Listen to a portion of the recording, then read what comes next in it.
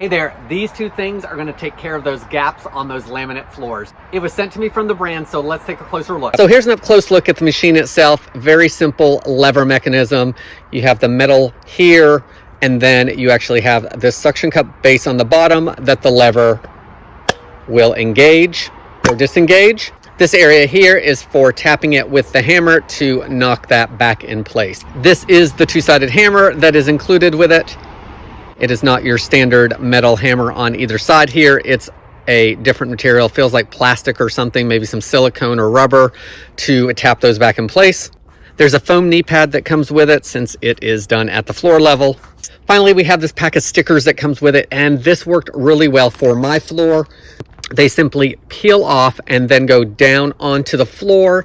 My floor has some deep grooves in it, so the suction cup did not want to hold without these, but this made all the difference. I used it in one area, but it still has some stickiness left to it, so this should be good for multiple boards, and I'm hoping that, the next time I have one, that I can just go to this one and use it a few more times before having to grab one of the other ones. So here's how easy it is to use this. I just put the sticker down on the floor. You can see that gap in the video at the beginning, and then I just tapped it into place until I could no longer see that gap. It only took 2 to 3 minutes start to finish from me making sure the floor was wiped down a little bit just to get some good stick with that sticker, and then tapping it back into place. It's as easy as that.